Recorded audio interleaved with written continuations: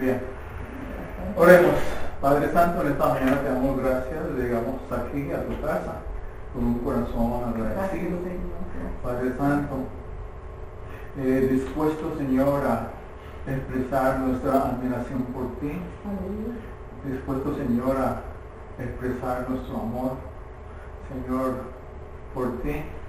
A expresar, Padre Santo, nuestros sentimientos, Señor, por ti, de que te alabamos, te bendecimos, Señor, que queremos, Señor, alabar tu santo nombre, glorificarte, Señor, darte la honra y el honor que solo a ti te pertenecen.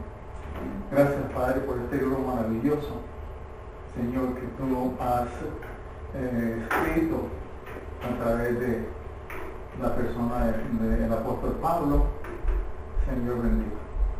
Gracias, Padre Santo, por esta oportunidad. Gracias por todos mis hermanos y hermanas aquí presentes y por la edificación que hemos tenido en este libro, Padre Santo, para que sea el fundamento para nuestra fe, Padre Santo. Hemos orado en tu santo nombre. Amén.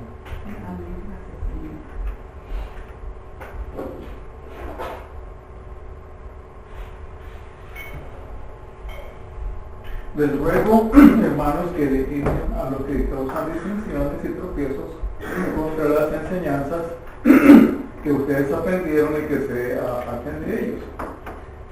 Porque los tales son esclavos no de Cristo, nuestro Señor, sino de sus propios apetitos por medio de palabras suaves y lisonjeras. Engañan los corazones de los ingenuos.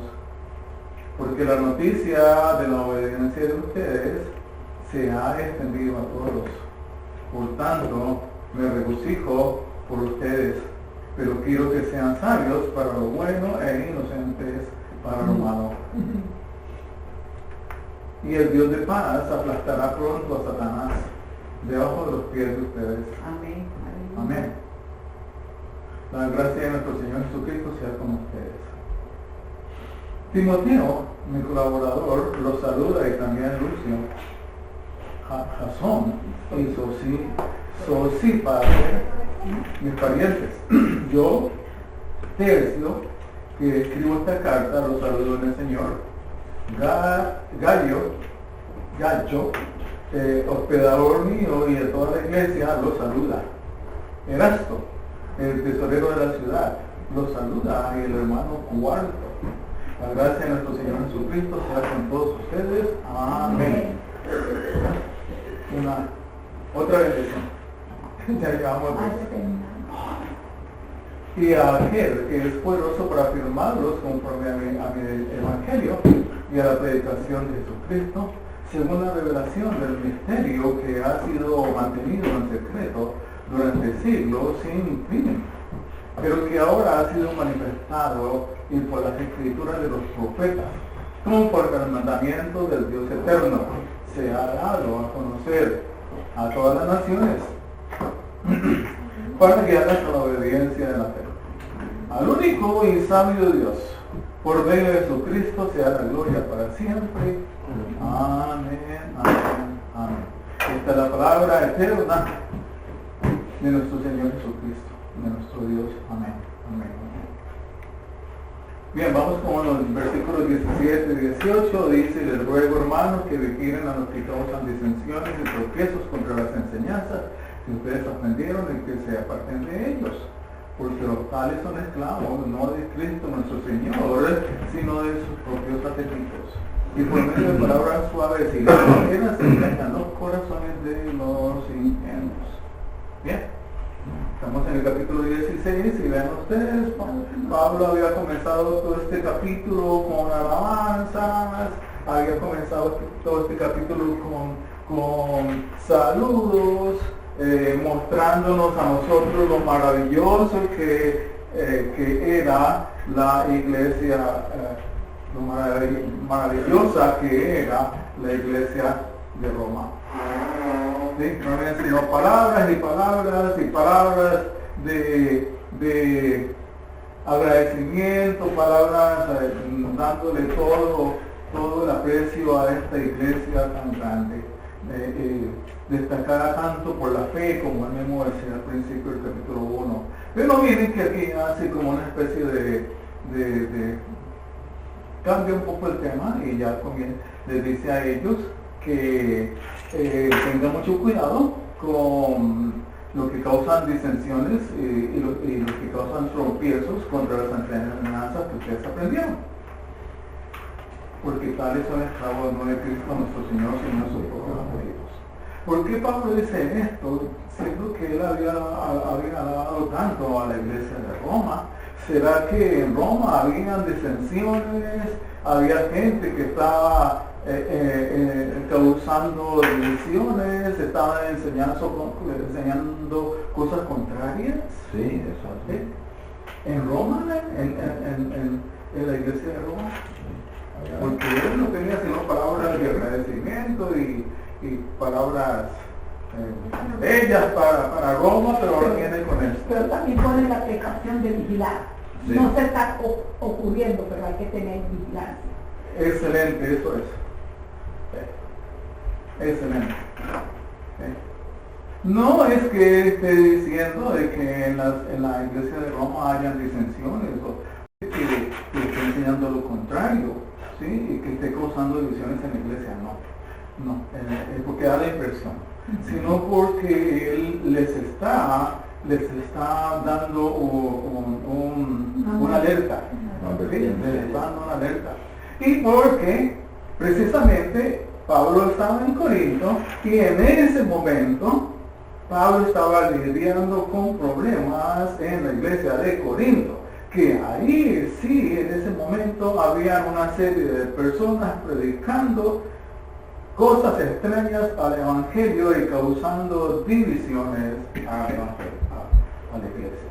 Entonces lo que Pablo hace en esta exhortación es precisamente eso: vigilen, y dice hermanos, es decir, todos tienen que estar pendientes, no solo los ancianos, todos los hermanos vigilen, estén alerta, cuiden, protejan la verdad, protejan el evangelio, ¿sí? Es eso. Muchas veces las personas piensan que son los ancianos de la iglesia y el pastor los que tienen que cuidar la verdad del evangelio y la verdad de la enseñanza. Según aquí, somos todos los miembros de la iglesia tenemos que estar pendientes, ¿sí? Cuidar y proteger la verdad, ¿sí? Por eso y si nosotros queremos estar unidos, una de las cosas básicas de la unidad de la iglesia es cuidar la verdad. ¿Sí? Es cuidar la verdad.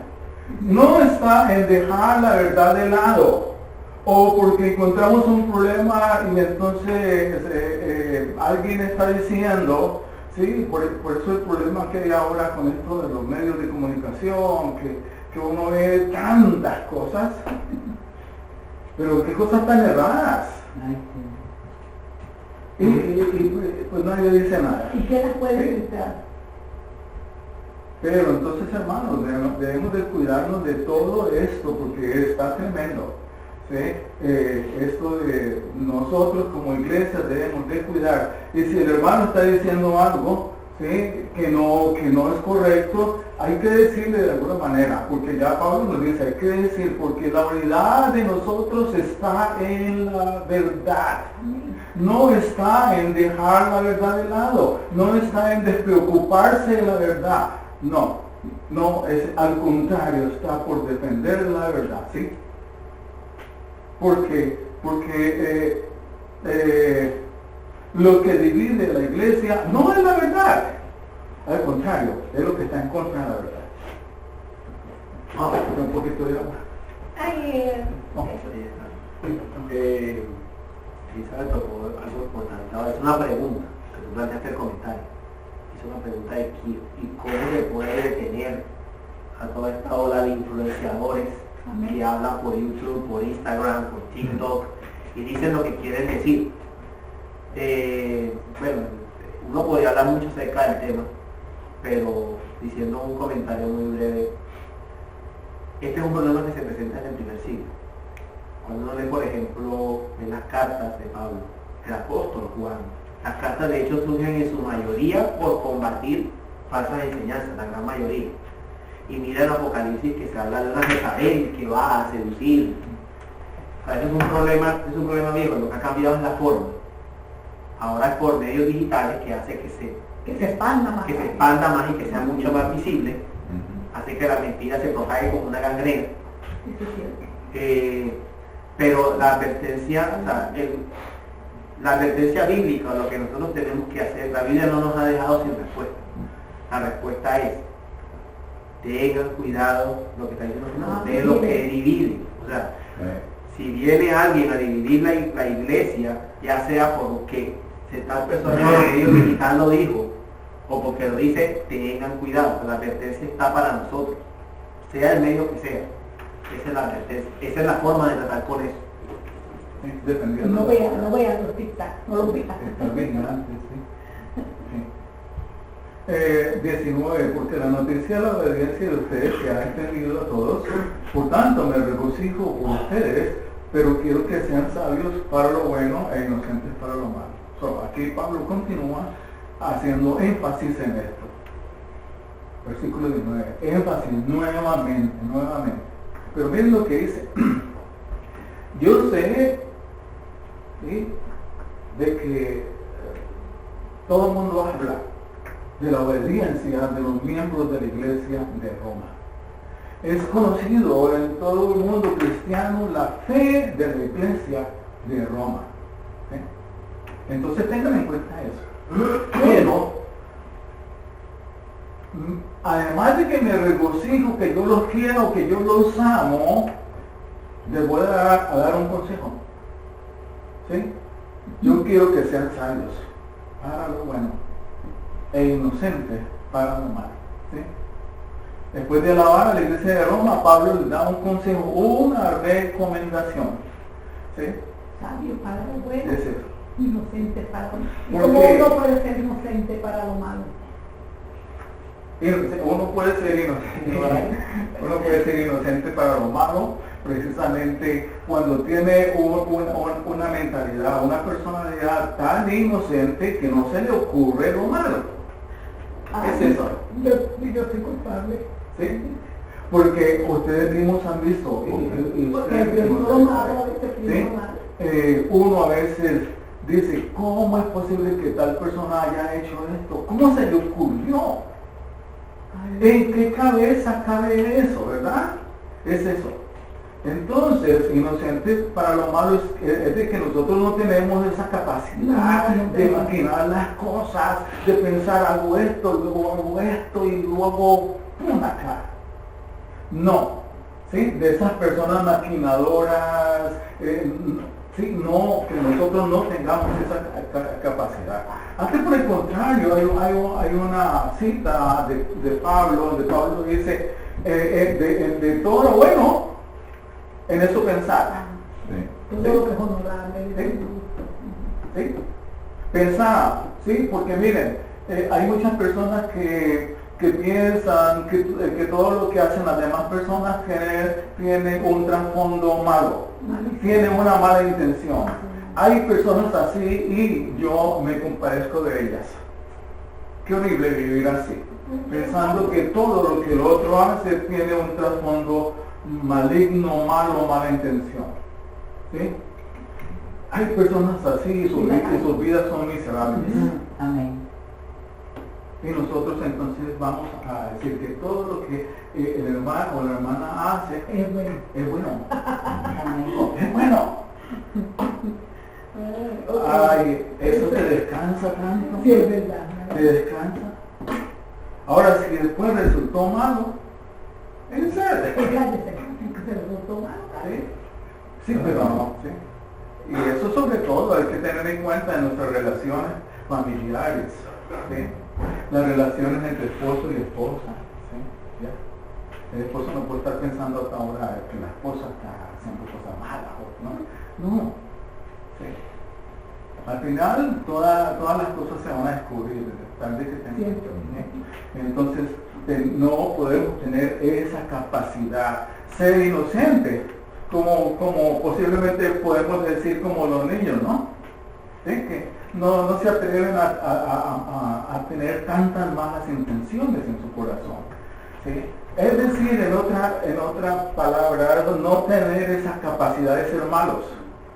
Por lo tanto, no tener esa capacidad. Y sí, por lo tanto, tener una capacidad de ser buenos. Y las actitudes. Las actitudes hacen parte de esto. ¿Sí? Y cambiar la actitud, ya, ¿sí? Entonces, esa es la recomendación. Pablo cree que la iglesia de Roma es una iglesia que está funcionando tan bonita y él la quiere tanto y dice, yo tengo que cuidar esta iglesia.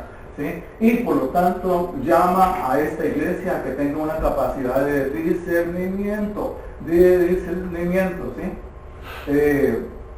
Que fue lo que nosotros vimos en Romanos capítulo 12, versículo 2, cuando nosotros decimos que tenemos que ofrecer nuestro cuerpo vivo, ¿sí? Santo y agradable a Dios, ¿sí? Renovando nuestras mentes, para así tener la capacidad de acercarnos a Dios y que Dios nos muestre lo que es bueno y tener la capacidad de saber lo que es lo bueno.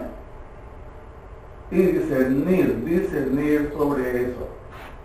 Ahora, en el versículo 20 también Pablo sigue haciendo énfasis en esto. Primero dice, y el Dios de paz aplastará pronto a Satanás debajo de los pies de ustedes. La gracia de nuestro Señor Jesucristo sea con ustedes, una nueva bendición aquí. ¿Sí? Satanás. Entre otras cosas, creo que es la primera vez que Pablo habla de Satanás acá en el libro de Romanos. Pero es la palabra Satanás. ¿Sí? ¿Sí? Entonces, según esto, nosotros tenemos que estar pendientes, ser sabios, ¿sí? Tener capacidad de discernimiento, pero también sepan que no estamos solos, que esa capacidad de discernimiento es de Dios. Amén. Nuestra victoria está en Dios mismo. ¿Sí? Ahora, esto aquí nos recuerda un poco por qué nombra esto de que aplastará a la cabeza. Yo creo que se debe más que todo a que, de acuerdo con lo que él está hablando, él nos reporta a Génesis capítulo 3. ¿Sí? A Génesis capítulo 3. ¿Sí? Donde se habla especialmente cómo el demonio engaña a Eva. ¿Y cómo hace el ¿Sí? ¿Sí? Acuérdense que Eva fue tentada. ¿Sí? Pero Eva fue engañada. Nosotros tenemos de las palabras lisonjeras, porque Pablo habla de las palabras lisonjeras. Pablo dice, no se dejen engañar por las palabras lisonjeras. ¿Sí? Bueno, de todas maneras, ¿sí? Acuérdense ustedes, ¿qué pasó con Eva? ¿Sí? Ella fue engañada. ¿Por qué? Porque ella no tenía claro, por ejemplo, lo que era el bien. ¿Sí? Eva no era perspicaz. ¿Sí? No, y era inocente en el mal. Era muy inocente. Era ingenua. ¿Sí? Y engañada en lo concerniente al mal. Acuérdense en esas palabras que el demonio le dice a Eva. ¿Sí? Serás como Dios. Serás como Dios. ¿Sí? Palabras lisonjeras que llevan no a la vida, sino que llevan a la muerte. ¿Sí? Y Eva cayó. ¿Sí? Y no solamente por eso, sino porque se guió por los sentidos, que esa es otra cuestión, ¿no? Que en este momento me acuerdo, ella se guió por los sentidos, no por lo que Dios le había dicho. Y ella, la Biblia dice, en el capítulo 3, dice que ella vio que ese fruto era apetecible. ¿Sí? ¿Sí? Entonces se dejó guiar por los sentidos. Y acuérdense que nosotros no podemos guiarnos por los sentidos. No podemos guiarnos por el corazón. Sí, porque el corazón es engañoso. ¿sí? Entonces, eso fue, ¿sí? Lo que hace entonces Pablo es llamar la atención a la iglesia romana, para que no vayan a cometer el mismo error, sencillamente. No vayan a cometer el mismo error, sean perspicaces, ¿sí? No con palabras, no se dejen engañar con palabras lisonjeras, ¿sí? Es eso. Ahora, también, pues aquí está claro que al final Dios aplastará, porque ya Jesucristo aplastó, y estamos en este proceso hasta que llegue el final, ¿no? Con la muerte y resurrección, Jesucristo fue victorioso ante la muerte. Pero el Evangelio también tiene mayor poder que Satanás, ¿sí? El Dios de paz aplastará a Satanás. Pero acá dice que es Dios de paz. Y si es Dios de paz, está en continua guerra contra el enemigo, contra el demonio, Entonces, Dios de paz quiere decir que ese Dios de paz, para alcanzar el Dios de paz, tiene que estar en plena guerra. ¿Sí? Y así es para todo. Y en la vida práctica, ¿sí? De tal manera que nuestra paz no proviene de la ausencia de guerra, y con Dios es la fuente de la paz. Finalmente él dice, gracia de nuestro Señor Jesucristo sea con ustedes. ¿Sí? Voy a devolverme un poco porque no sé, creo que me salté aquí algo.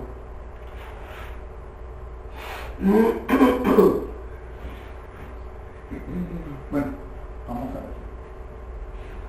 Luego vamos a los versículos 21 y 23. ¿Sí? En estos versículos 21 a 23, unos versículos en donde Pablo, en la carta de Pablo, vemos la segunda parte de los saludos, ¿verdad? En el capítulo 16, el último capítulo, desde el versículo 3, Pablo comienza a mandar saludos, ¿verdad? Desde el capítulo 3. Creo que desde el capítulo 3 desde el versículo 3 hasta el versículo 15, 16. Pablo envió saludos a 31 personas, 31, ¿sí? Entre los que saluda de nombre y los que dicen los fulanos, el grupo de tal parte, la iglesia de tal parte, envió saludos a estas 5 o más iglesias que había en Roma, ¿sí? Y aquí envía ya los saludos. Estos saludos son distintos, o ¿por qué hace 2 saludos Pablo? La razón es muy clara, porque estos saludos que vienen aquí son los saludos de la iglesia de Corinto a la iglesia de Roma. Hay una serie de personas en Corinto que quieren saludar a la iglesia de Roma. Acuérdense que Pablo estaba terminando la carta, él la estaba escribiendo, o él la estaba dictando, se la estaba dictando a Tercio, quien era el que la estaba escribiendo, parece en ese momento, aunque otras personas dicen que en ese momento era Pablo el que estaba escribiendo la carta, porque la mayoría de veces, de acuerdo con estos tiempos, el final de la carta tenía la persona que la mandaba, tenía que escribir con su propia letra y firmarla para así respaldar la carta. ¿Sí? Posiblemente lo puede estar haciendo también. Pero el cuerpo general de la carta fue escrito por Tercio, que era un escriba. Eran personas profesionales que se dedicaban toda su vida a escribir. Esto fue muy famoso. Y va a ser mucho más famoso todavía en la Edad Media. ¿Sí? En la Edad Media es increíble cómo esta profesión de los escribas se vuelve una profesión tremendamente importante. ¿Sí? Entonces aquí los que están en Corinto quieren mandar saludos a los de Roma. Timoteo, mi colaborador, los saludos. Lucio, Jasón, Sosipater, mis parientes. Tercio, Gallo, Erasto y el hermano Cuarto. Esos son como 8 aquí. ¿Sí? Timoteo fue el hombre más cercano, el hombre más cercano a Pablo. Inclusive él le ayudó a escribir algunas cartas, ¿sí? Fue uno de los discípulos más fieles de Pablo, ¿sí? Y fue una figura clave en la expansión del Evangelio. Lucio, pariente de Pablo, posiblemente el mismo Lucio de Cirene. Jasón, pariente de Pablo, ¿sí? Jasón parece que fue el que hospedó a Pablo en Tesalónica. Sosípater, pariente de Pablo, posiblemente el mismo Sosípater de Berea. Tercio, el escriba de la carta. Gallo, el anfitrión de Pablo. Él era el que hospedaba a la gente. ¿Sí? Erasto, administrador de la ciudad, figura pública en Corinto. Esto nos muestra hasta dónde había penetrado el Evangelio. Miren, hasta dónde había llegado el Evangelio. Había penetrado hasta la gente influyente de la ciudad, porque Erasto era el administrador de la ciudad de Corinto. No es cualquier cosa. Ya habían grandes personalidades que se habían convertido al cristianismo abiertamente, como Erasto, ¿sí? Administrador de la ciudad, era el tesorero de la ciudad prácticamente. De tal manera que es increíble ver cómo el Evangelio ha penetrado todas las capas sociales, desde los esclavos hasta los del imperio. Y cuarto, dicen hermano en Cristo, poco se sabe de él, pero bueno, debe ser un hermano muy precioso para todo el mundo, muy querido por todo el mundo, que hay que incluirlo. ¿Sí? Bueno, esta gente manda saludos, toda esta gente manda saludos. Miren, tal vez nosotros no comprendamos la importancia de una carta. ¿Sí? Pero yo creo que más o menos nosotros llegamos a entender un poco, ¿no? Porque yo me acuerdo que en mis tiempos, una cosa que uno no había celular ni nada de cosas, pero uno mandaba un telegrama. ¿Se acuerdan, no? Sí, ¿el telegrama? Sí, claro. Y el telegrama, yo no iba a la oficina de los correos y comenzaba a dictarle a la persona el telegrama, y la persona cogía una maquinita, eso tenía un sonidito, ¿sí? Y entonces uno le mandaba el telegrama. El telegrama llegaba a esa ciudad, allá en esa ciudad, en la oficina de correo, la imprimían, y después de imprimirla, entonces había una persona que andaba en bicicleta y repartía todos los telegramas por toda la ciudad. ¿Sí? Entonces tocaban a la puerta, telegrama, uy, llegó el telegrama, y bueno, todo eso. ¿Sí? Ahora, imagínense en una carta, lo importantísimo de una carta, y todavía esta carta. Yo creo que entre otras cosas aquí también estaba Fede. Yo creo que ella estaba ahí, porque ella fue la que llevó la carta, ¿cierto? Entonces aquí también estaba Fede. Miren este grupo de personas diciéndole a Pablo, yo quiero mandarle un saludo a mis hermanos. Yo también, Pablo, yo también, todo el mundo quería mandar los saludos a los hermanos de la iglesia de Roma, ¿sí? Entonces, lo que vemos aquí, entonces es la calidad de la comunidad cristiana que existía en la iglesia primitiva, ¿sí? Se mandaban saludos el uno con el otro, aunque no se conocían, ¿sí? Nosotros no podemos saber si en realidad todos los de Corinto conocían a los hermanos de Roma, no sabemos eso, ¿sí? Pero existía en la iglesia primitiva una calidad de la comunidad cristiana, ¿sí?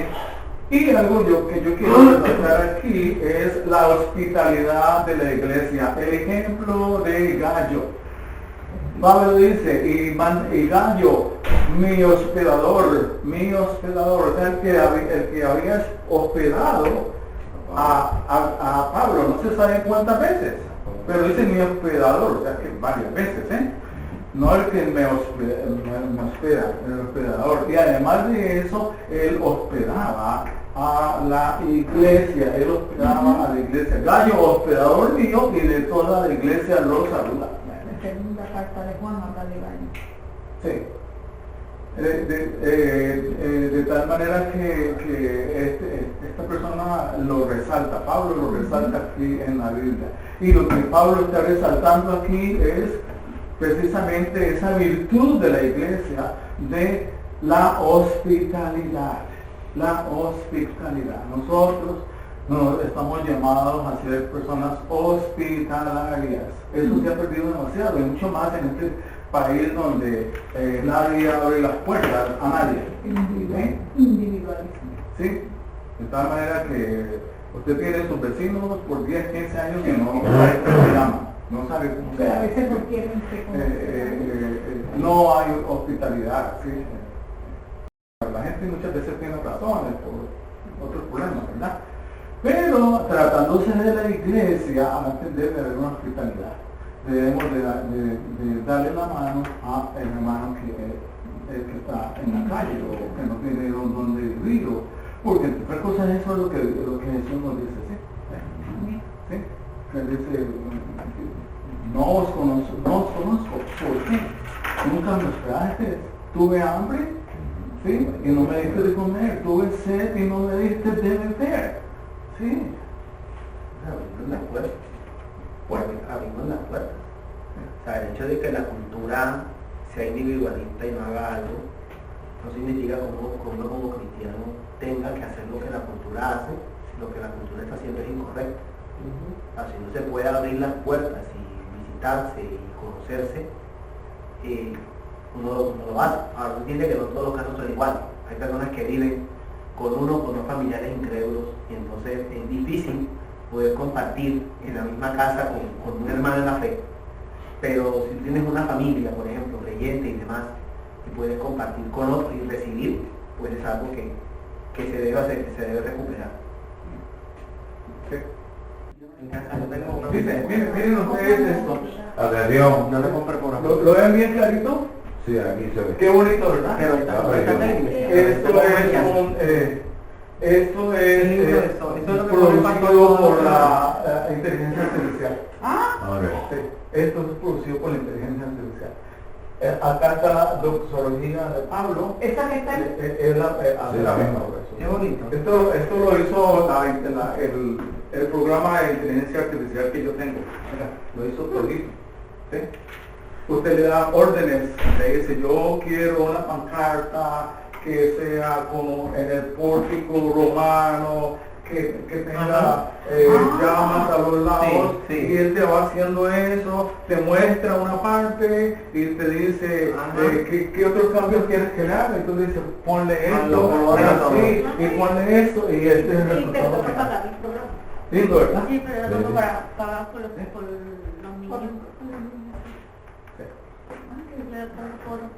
Y luego cuando ya salió esto así, entonces el programa le decía a uno, bueno, ¿quieres que haga otro cambio? Y yo dije,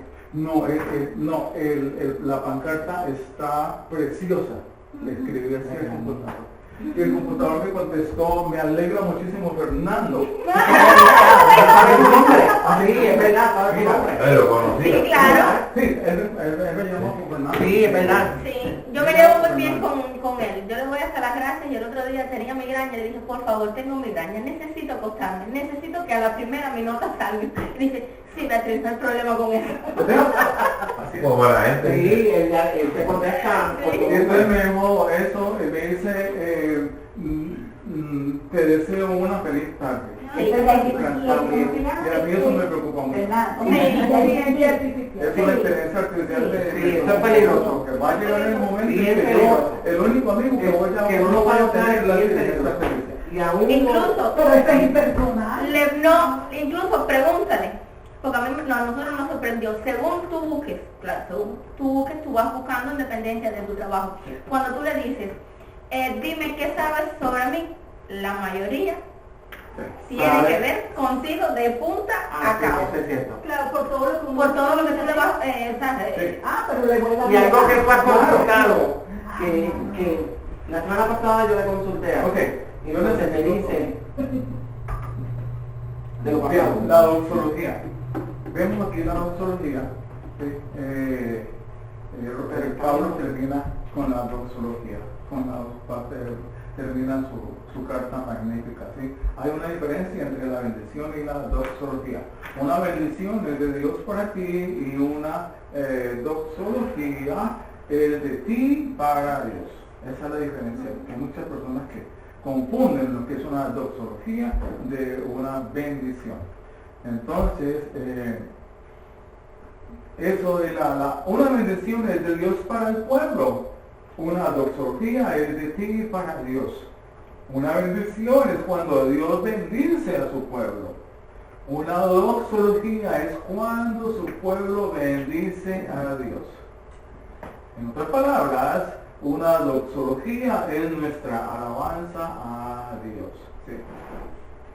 En lo que aquí Pablo quiere, lo último que Pablo quiere hacer, que es cerrar su carta, lo último que él quiere hacer aquí es mostrar la grandeza de Dios. Él no está pidiendo nada sobre él, de la carta, sino él termina eso, mostrar la grandeza de Dios. ¿Sí? En estos días ustedes saben, el hombre es más grande que Dios. ¿Sí? El hombre pecador es más grande que Dios, que es el Salvador. Por eso hay que mostrar la grandeza de Dios. ¿Sí? El hombre, hoy en día el hombre es central, que Dios es secundario. Pero lo que Pablo quiere hacer aquí es saturarnos de eso, de que nosotros entendamos siempre lo que es la grandeza de Dios y todos los días comencemos por ahí. ¿Sí? Santo, santo, santo Dios omnipotente. Esa es una de las maneras en que casi yo siento con eso la conexión de santo, santo. Porque es al único que se le llama santo que es santo, santo, santo. Bueno, y aquel que es poderoso para afirmarlos conforme a mi evangelio y la predicación de Jesucristo. ¿Sí? Aquel Dios que es poderoso, poderoso, poderoso. Tantas canciones acerca de poderoso nuestro Dios, ¿verdad? Poderoso. ¿Y él tiene el poder de qué? ¿Cuál es el poder de Dios? ¿Es poder para qué? Para salvarnos. Es el poder para salvarnos. ¿Sí? Es el poder para salvarnos. Y así comienza. Dios tiene el poder. Dios es súper poderoso con muchas cosas, pero aquí tiene tanto poder en salvarnos. Y acá lo que Pablo nos está recordando es sencillamente lo que él había dicho antes en el capítulo 1, cuando en el versículo 16, cuando Pablo dice, porque no me avergüenzo del evangelio, pues es el poder de Dios para la salvación. No me avergüenzo del evangelio, pues es el poder de Dios para la salvación de todo el que cree, del judío primeramente y también del griego. Porque en el evangelio, la justicia de Dios se revela por fe y para la fe, como está escrito, mas el justo por la fe vivirá. Amén, amén, amén, amén. Mas el justo por la fe vivirá. De tal manera que Pablo ahí nos está recordando cuál es el principio de su carta cuando dice que hay poder. ¿Sí? Es el poder. El poder de Dios de salvación está en el evangelio, no está en otras cosas, no está en tener una iglesia muy bonita, con cafetería y esas cosas. No, es el poder del evangelio y es la fe, porque el justo por la fe vivirá. Una de las más grandes versos que nosotros tenemos acá. Dios es poderoso. Además dice que Dios es poderoso para afirmarlos, es decir, para afincarlos. Dios es poderoso para darnos las raíces en el evangelio, para darnos las bases y los cimientos como cristianos. ¿Sí? Él es poderoso para sostenernos en nuestra fe, para que no caigamos y nos separemos de él. ¿Sí? Él es poderoso para eso, para sostenernos. ¿Y nos sostiene a través de qué? Nos sostiene a través del evangelio. El evangelio nos sostiene. A través del evangelio Dios nos habla y nos sustenta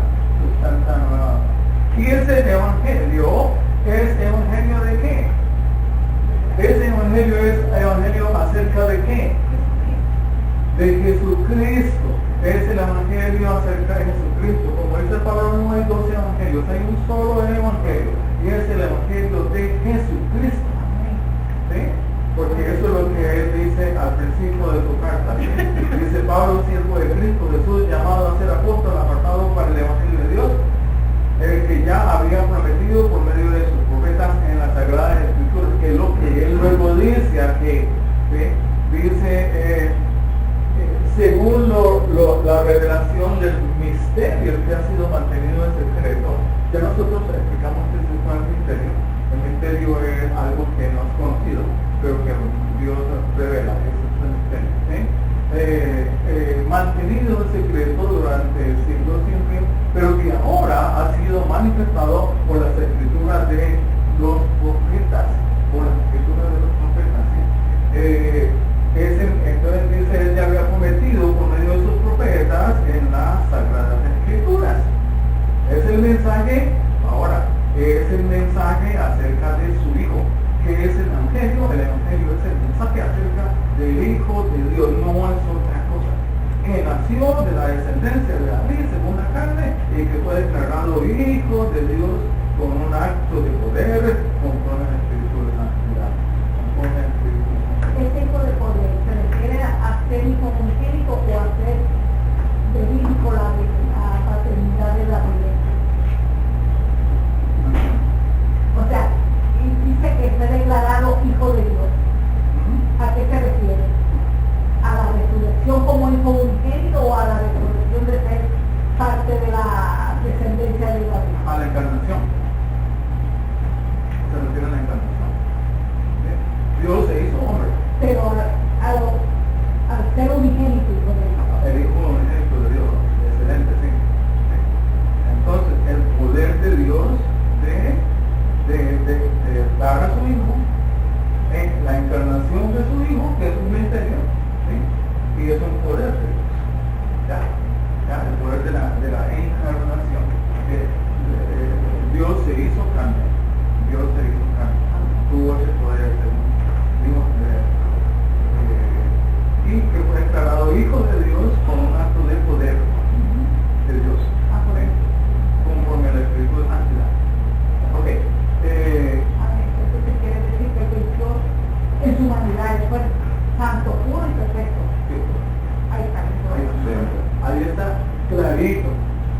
Clarito. Sí, exacto. Sí. Pablo nos enfoca entonces en nuestra meta. Alabar a Dios, sentirnos abrumados por la grandeza de Dios. Sentirnos abrumados por la grandeza de Dios.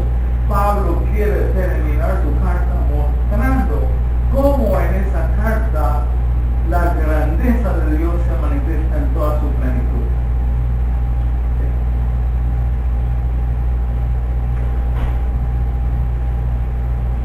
De modo que esta doxología comprende una alabanza al Dios poderoso, comprende una alabanza al Dios sabio, y aquí Pablo nos trae el recuerdo de lo que de otra doxología que Pablo había hecho antes. Una doxología que Pablo había hecho antes, recuerden ustedes,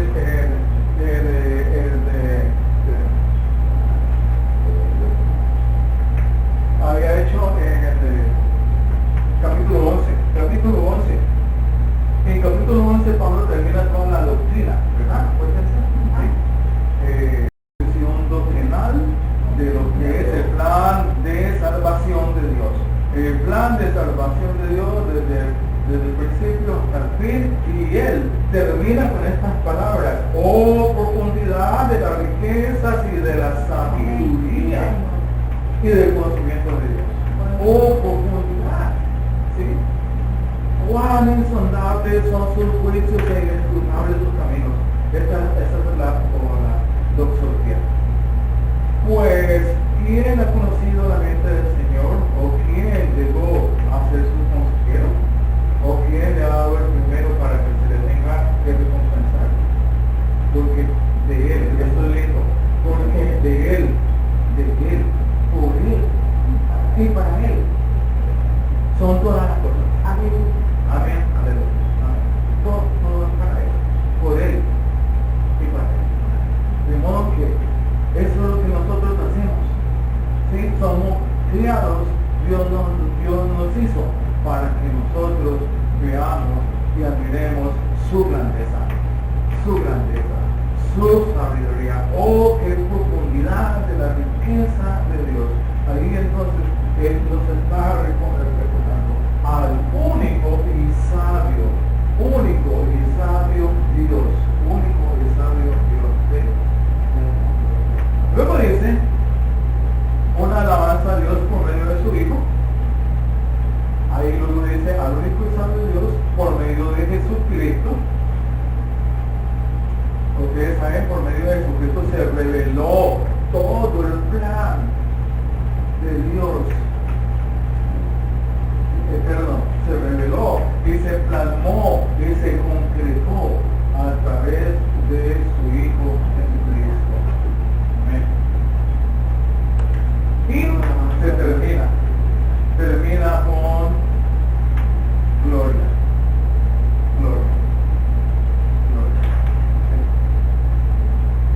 Al único sabio Dios por medio de Jesucristo sea la gloria por siempre. Amén. Por siempre. Amén. ¿Qué quiere decir la palabra amén? La palabra amén quiere decir así, ¿no? Así es. Es decir, es verdad.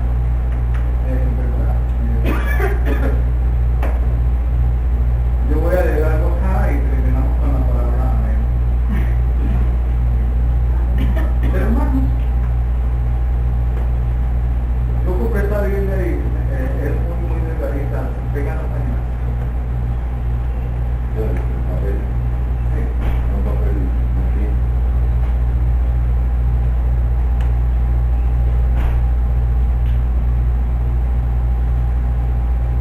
Porque estoy convencido de que ni la muerte, ni la vida, ni ángeles, ni principados, ni lo presente, ni lo alto, ni lo profundo,